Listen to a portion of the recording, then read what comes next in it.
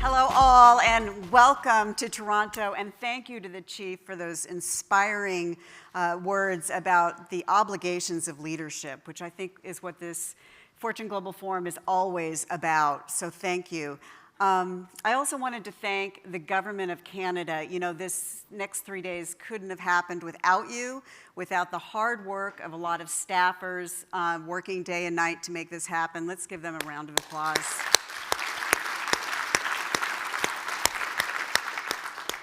Now, you heard Cliff talk about the theme, and you'll hear it from time and time again, which is that we are learning about creating growth that is inclusive, that is for everyone. And our next speaker very much embodies those words. You, of course, have seen him in the past year on the front lines of lots of hot wars about trade and human rights and so forth. But in his bones and in his policies, he is really about inclusive growth, and he understands the importance and obligation of business, of us in this room as being at the center of that. Please welcome to the stage Prime Minister Trudeau, the Right Honourable Justin Trudeau, who will speak and then be interviewed by Fortune President Alan Murray. Thank you.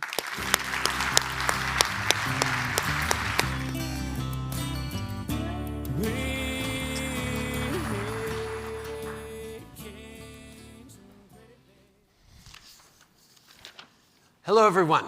Bonjour tout le monde. Thank you for the warm welcome. It's great to be here this afternoon, and thank you for the kind introduction, Nina. Ladies and gentlemen, what a pleasure it is to host you here in Toronto at one of the more exciting and interesting times in Canada's recent history. Welcoming the world to Toronto for the 2018 Fortune Global Forum is yet another big moment in a series of big, important moments for our economy and for our people. Just look at the past few months. This summer, we hosted the world's political leaders at the G7 in Charlevoix, Quebec, to talk about how best to create an economy that works for everyone.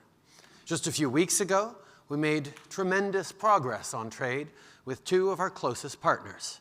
We reached an agreement in principle with the US and Mexico on a new, modernized trade pact, the United States-Mexico-Canada Agreement. The USMCA will ensure continued free and fair trade across North America and create new opportunities for Canadian businesses and entrepreneurs. It's an agreement that will benefit our economy and strengthen our middle class. Today is another important moment for Canada, with business leaders and CEOs from around the globe here to talk business, investment, and innovation. Et le mois prochain, nous poursuivrons cette conversation lorsque Montréal accueillera le sommet international Fortune Most Powerful Women. J'ai hâte de participer à cet événement qui, j'en suis certain, donnera lieu à des discussions très productives. Ladies and gentlemen, this is all just a start. Every day, momentum grows as Canada takes the lead on the world stage and drives growth here at home. So when I say that this is a big moment for the Canadian economy, here are just a few numbers to back it up. Canada's unemployment rate is the lowest it's been in 40 years. 600,000 more Canadians are working today than at this time 2 years ago. And wages are growing at their fastest rate in close to a decade. Those workers are powering success across the board. Our economy is one of the best performing in the G7. Not only that, but Canada has the lowest net debt to GDP ratio in the G7, less than half the average of the other G7 nations. As you all know, that's the marker of a strong fiscal foundation. My friends, Canada's recent economic success is not a coincidence. It's a direct result of making smart, targeted investments in Canadian innovation and in Canadian communities. We took action to grow the economy by boosting consumer confidence, lowering taxes for the middle class, and putting more money back into the pockets of Canadians. Our next step was giving Canadians the tools they need for the jobs of the future and investing nearly $1 billion in 5 supercluster regions that will serve as global innovation hubs. We're also making historic investments in fundamental science to support innovation introducing a regulatory reform agenda, lowering taxes for small businesses, and offering greater support for women in the workforce. Et bien sûr, nous n'accomplissons pas ce travail tout seuls.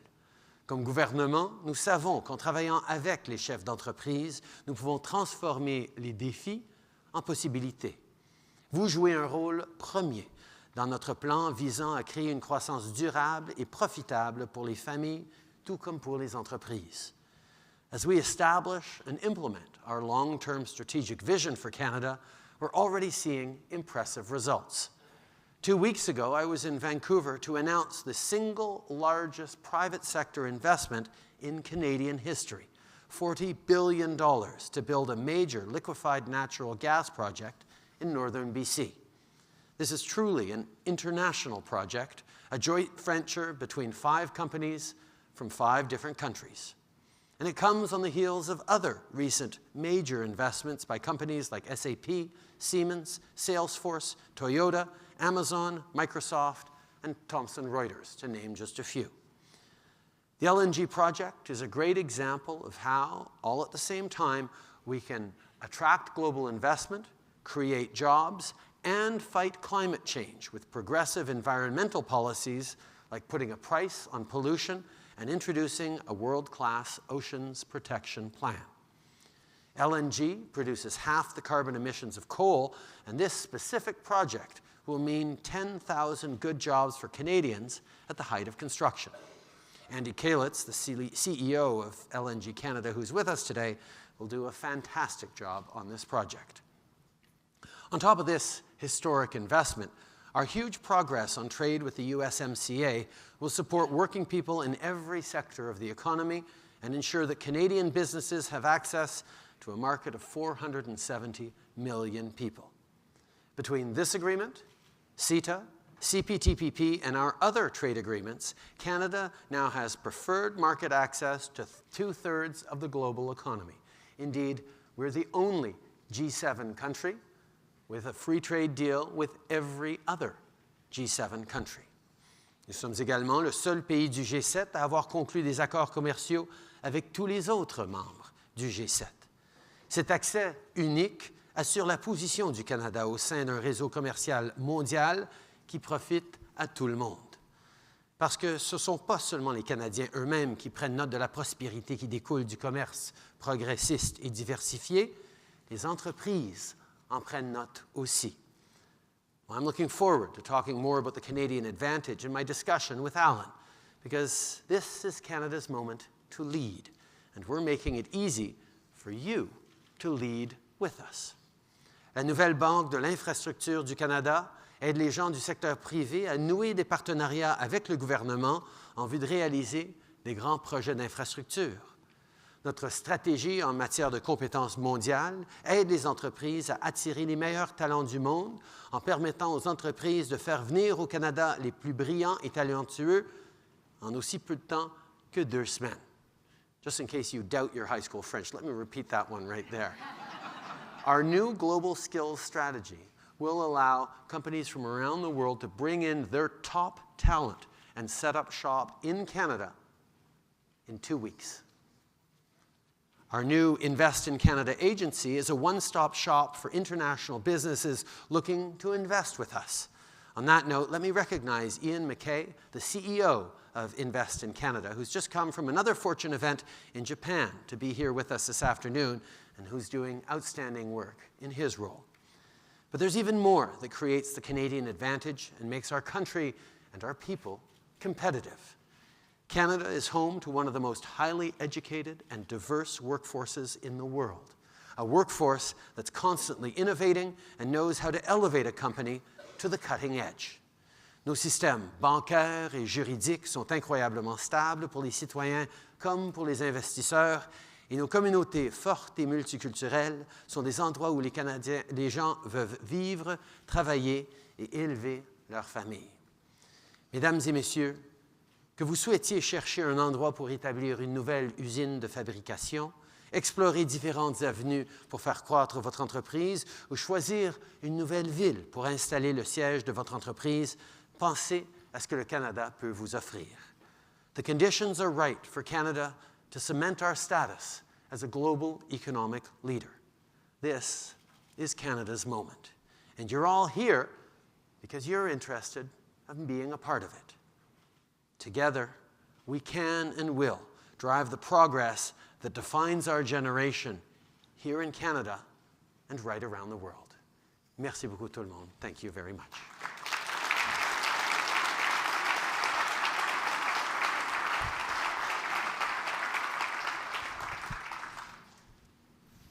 Thank you. Thank you, Andy. Thanks for being with us.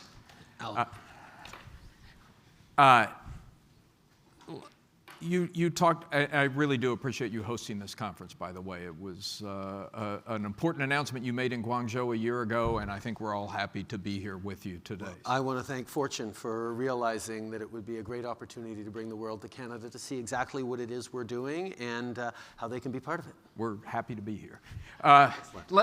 You talked about the USMCA. New NAFTA. It's going to take us a while. Are you calling it the new NAFTA? No, I call it the USMCA because that's a great new name that I think makes a real you got difference press back in here the quality of the accord. I want to talk about the outcome and what it means for Canada, and then I want to talk a little bit about the process, but we'll do the outcome first. Oh, sure. Outcome, what it basically means is we have secured access to the U.S. market, quite frankly, at a time where a lot of the investors I talked to around the world were wondering whether or not we'd be able to secure that. I mean, obviously, the U.S. is going through, as it does from time to time, a bit of a protectionist phase, and being able to ensure that investments in Canada will continue to have preferential access to the extraordinary market that is the United States is a really big and important thing. So it eliminates uncertainty, but does it put you ahead of where you were 2 years ago? I think eliminating uncertainty or reducing uncertainty significantly does put us ahead of where we were a few years ago. And I think on other areas, ensuring, for example, that Canadian cultural exceptions continue to be protected in a digital world, looking at improvements to the auto sector that will raise labor prices in Mexico and therefore continue to make Canada's auto industry competitive. There have been significant improvements that we've secured.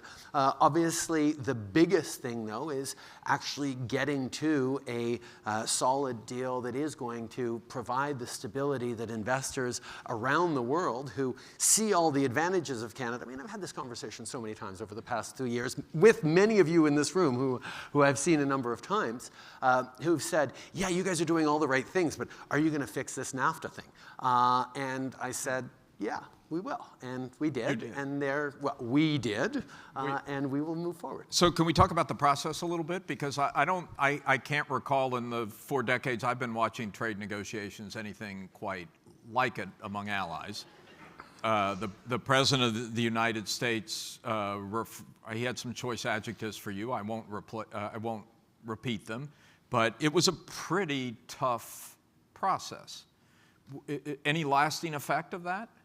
Or is it all just to be forgotten? I think what people will remember is where we ended up. I think in negotiations, people have different styles in their approach. We focused on staying constructive, thoughtful, present, at the table, patient, and you're speaking about your own position, not anyone else's, right? I made sure that our team stayed constructive. So the one thing that I think has become very clear in the last week is that the main goal of U.S. trade policy today is not really about Canada. It's not really about Mexico. It's not really about cars or even steel and aluminum. It's really focused on China. And there was a clause slipped into the USMCA to that effect, talking about non-market economies. It didn't say China, but we all know it was meant to mean China. What's your view of that? I mean, you have an audience full of business people who are trying to operate in the world and understand what the new rules of the global economy are. What's the lesson that you take from that?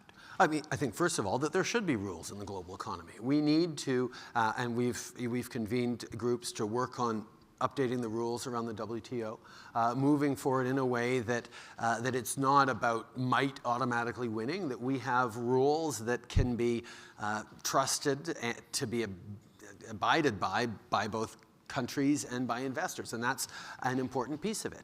On the specific clause that you mention in the USMCA, it basically says that if we are to move forward on a free trade deal with China, we would have to advise our trading neighbors, our co-NAFTA members, on what we're doing. And that's entirely reciprocal. Just so notification. Well, it's let them know, and as you well know, within this USMCA, as was the case with NAFTA, any country can give 6 months notice and pull out for whatever reason, whether they give a reason or not.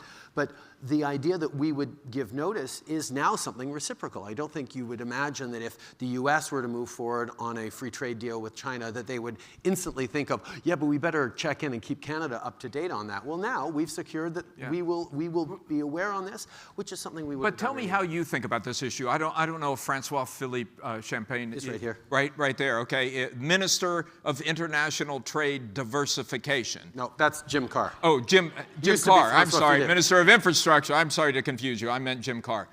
Jim Carr, so Minister of International Trade Diversification. I think the Americans in the room know what that means. The next place to go is China. Yeah, and we have been, over the past years, increasing our trading relationship with China, and we will continue to in thoughtful ways. Obviously, China is the world's second largest economy and growing, and will remain an important place to do business and to look for opportunities. We will continue to look for that, but we will continue to do it in the way that Canada always has, mindful about the challenges, both of scale and of different approaches to business, in a way that is thoughtful about drawing benefit and protections for Canada. The bigger context here, of course, is not just US, Canada, China. You have rising levels of tribalism, nativism, protectionism, nationalism happening around the world. What's your advice to this group of global business people who were, learned their trade in a different, the post-World War II global system? What's your advice to them how to proceed? Well, first of all, I've spoken with a lot of folks who exactly that are really worried about the rising protectionism all around the world. And to those people, I point out that in 3 years, Canada was able to close a free trade deal with Europe. We were able to get a good deal that we actually improved on the CPTPP. And we've moved forward on saving NAFTA, or breaking the USMCA. We did 3 major trade deals at a time where trade deals aren't very much in fashion anymore. How did we do that? We did that by, throughout, emphasizing and demonstrating that we get one of the problems with trade that people haven't talked about nearly enough. Because we all know, you all know better than just about anyone, that trade creates growth. But trade in itself won't do anything to make sure that the benefits of that growth accrue to everyone. We have far too many people in countries around the world who feel that the benefits of growth in their country, through trade and other things, have passed them by. And we made very specific arguments in favor of trade that highlighted the benefits to small businesses, the benefits to workers, the benefits to Canadian families, in a way that brings them along. And there is a confidence amongst Canadians about trade because they know that we are thinking about the shared benefits of trade and not just the benefits to a company or a country or a corporate bottom line. Shared benefits is a big part of what you talked about in your remarks, and it is the core theme of this conference. Trade may be a piece of that, but most analysts I talk to think technology may be an even bigger piece of that. So Absolutely. Can we talk a little bit about what the Canadian approach is to dealing with the technology challenge? And the challenge sort of exists on 2 levels. There's one group of people who fear that AI, machine learning, sensors on everything will eliminate jobs. And then there's another group of people that think there's kind of a winner-take-all dynamic in it, which will increase inequality. How in Canada those are unbelievable socks, by the way. They're like You've right got- in you've my, got yeah, sort but of I the same can't thing. possibly compete with that. But Okay, to get back to the matter at hand. Well, first of all, confidence in people, and before we even get into technology, and there's a lot of interesting things we're doing around that, giving people confidence in their own future and their kids' future, most importantly, because there's a lot of folks who are working incredibly hard because they think they're going to give their kids a better shot than they ever had. That's the immigrant story all around the world. That's something that people can relate to. And if people are really worried about their kids' future, that's a problem. So one of the first things we did when we came in was we lowered taxes for the middle class and raised them on the wealthiest 1%. We brought in a family benefit, a Canada Child benefit, that gives significant money to low and middle class families for groceries, for back to school supplies with kids, so that they can have more confidence in their kids' future. And that actually is a real tangible thing that has led to us having the best growth rate in the G7 last year, because there is significant positive consumer confidence. And I know that when the middle class has more money in their pockets, businesses will always find a way to flourish in an economy that's working like that. But the other piece of it is a really important one, which is how people feel about technology. We know that robotics, AI, technological advances are rapidly disrupting and transforming the nature of work and the workplace. This is, as many people have called it, a fourth industrial revolution. Well, we know what happens with industrial revolutions. There is a transition time in which a whole bunch of people get disrupted right out of their jobs.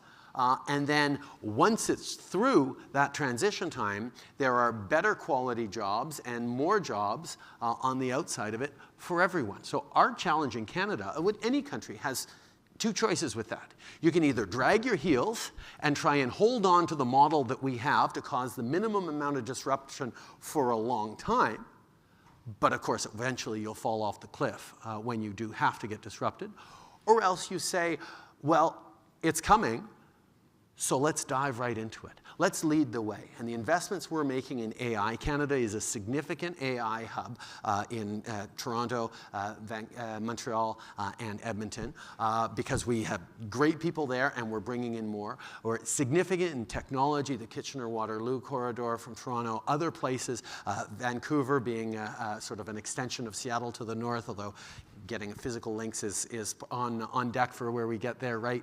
There are a lot of things we're doing that is saying, let's figure out what this next world looks like by shaping it, by owning it, by being excited about it. So what does that mean? We're investing in science massively, we're investing in technology, but we're also investing in skills training, whether it's post-secondary education or trade schools for young people to be able to get those tools, but also for people who are in the workforce now who want to maybe leave their job before it dead ends so they can retrain and support their families so that they can go back to school. We're really investing in access to education in a way that will make people feel empowered about the next generation. Although we already have more STEM graduates in the province of Ontario, where you are now, than they do in California. Well, I know Jim Smith, the CEO of Thomson Reuters, said they moved back to Canada from New York because of the access to AI talent. So it's an interesting example. Can you talk about how your commitment to women in the workplace fits into that? I mean,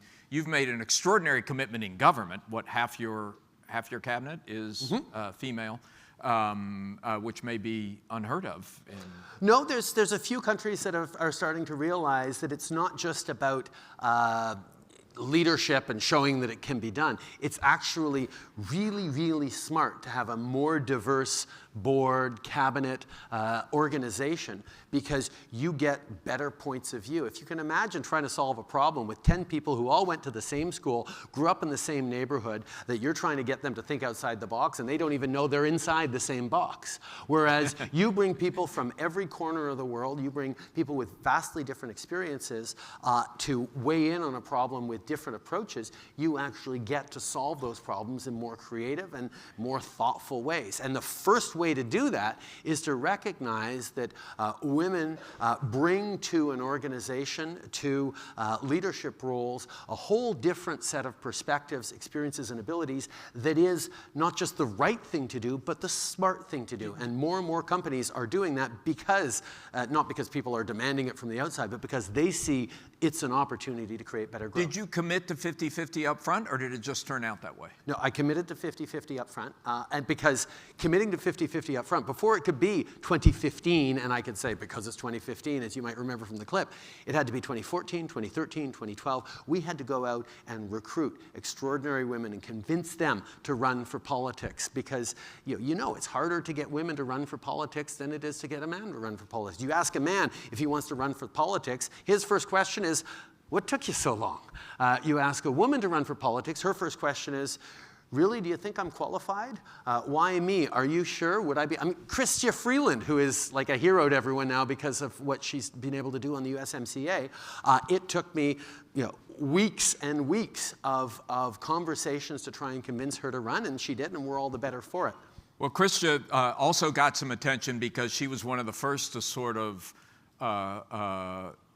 to call out Mohammed bin Salman in Saudi Arabia for some of the things he was doing to female protesters. That's now exploded into a very big issue with the death of this journalist, Jamal Khashoggi. How are you, and of course it caused some problems for Canada because Saudi Arabia talked about pulling people out of the country. How are you thinking about that now? Canada will always be very firm, and we'll try to be polite because it's not just a cliche, but very firm about standing up for human rights all around the world, because Canadians expect it of our government. But the world also expects it of Canada, to be a clear voice saying, you know what, this is right or this is wrong, and you need to do better. And we don't take kindly to being, to having people try to punish us for believing what we say in, and we'll be firm. Where do you stand now? Where do you stand now in terms of relations with Saudi Arabia? We, as I've expressed a number of times, are real concern on the reports coming out in the situation of this journalist. We're very much working with our allies in the international community to try and bring forward a concerted, or at least an aligned response as we learn more about the situation. It's still early days, and you don't want to make a mistake on this, but obviously this is something that has highlighted real concerns for an awful lot of people, and let's just say I'm glad that we're having these conversations in the open now. Why don't we open it up if anybody has a question or a comment from the audience? I think there's some microphones out there. Happy, I have a lot more, but if they're right here up front, please. Yeah. Hello, sir. My name is Peter Hawkins. I'm from the Brazil-Canada Chamber of Commerce, and I want to know if you could talk about Mercosur and the negotiations going on there. Absolutely, because securing access to 2/3 of the world's GDP, preferred access to 2/3 of the world's GDP, wasn't enough for Canada. We are moving forward with trade deals with South America. We are moving forward on the Pacific Alliance expanded trade deal. We already have deals with the individually most of the west coast of South America. We're now moving forward with the Mercosur countries, Argentina, Brazil, and others, to secure preferential access and trade with them. And we're moving in a very positive direction. Discussions are moving forward well, and I look forward to continuing those discussions in person at the G20 down in Buenos Aires in about a month. Others? Can you, while we're... Right there. Right there? Good. Sure. Great, yeah. So I'm Jospa Petrinich. I'm the director of the Canadian Urban Transit Research and Innovation Consortium. So great job on the Supercluster initiative last year. It certainly put Canada on the map. But one of the things your government articulated was a commitment to transportation innovation. And I think a lot of us were disappointed when nothing came out the door for transportation innovation.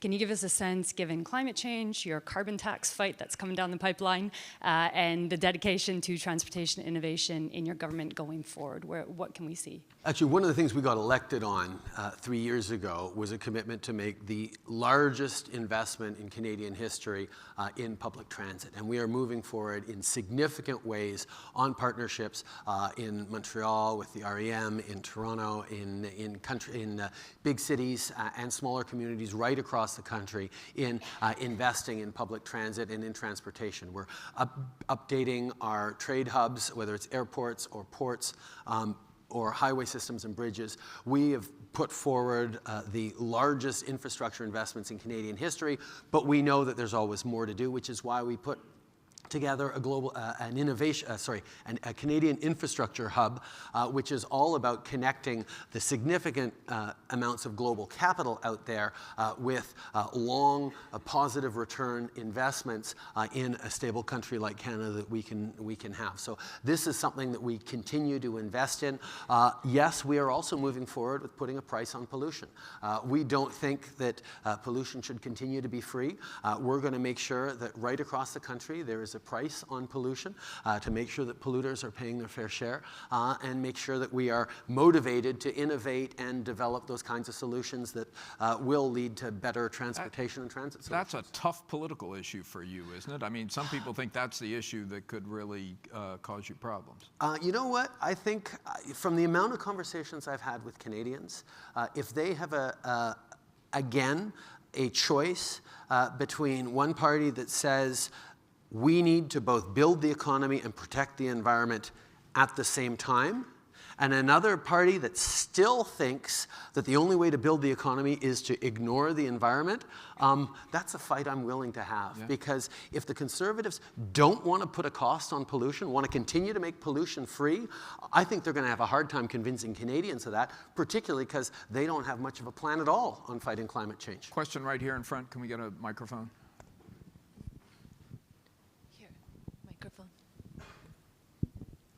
Hi, my name is Caroline Kotze. I am the president of Women in Governance. This morning there was a roundtable discussion around the effectiveness of boards, and obviously the question of diversity was brought up. There was a gentleman from California who talked about the legislation, the recent legislation in California requesting that boards put at least a woman and with time 2 or 3. We have had these discussions, you and I, in the past, and the openness to legislation was not much there. And I was just wondering if, A, the thought around this has evolved, and B, if you were, and I see the gentleman from California laughing at the other end, and B, if you realize that actually a lot of corporate Canada is in favor now. There was a gentleman this morning who was saying that we wish it changed on its own, but it's quite obvious that with 45% of publicly traded organizations that have 0 women on their boards, something needs to be done. I'll be honest, when we first took office 2 years ago and were making this pitch for better gender equality, particularly in the corporate world on boards and in governance structures, we got a lot of pushback from our corporate partners and our corporate friends who said, no, don't do this. But over the past 2 years, 3 years, the conversation has really changed, and the leadership shown by so many of you in this room and in the corporate world, that understanding that it's just a smart thing to do means that we are definitely looking at ways of strengthening our commitment to better gender parity. Canada has a great reputation because we have a feminist Prime Minister, but in the actual numbers, we're not doing nearly as well as we should be, and that's something that I absolutely want to tackle, not because of values, but because of tangible benefits and growth and reasons of equality. Giving everyone a fair chance to succeed is something that everyone expects. Mr. Prime Minister, thank you. Thanks for being with us, and we'll see you at dinner tonight. Looking forward to it. Merci beaucoup tout le monde. Thank you, Alan. Thanks.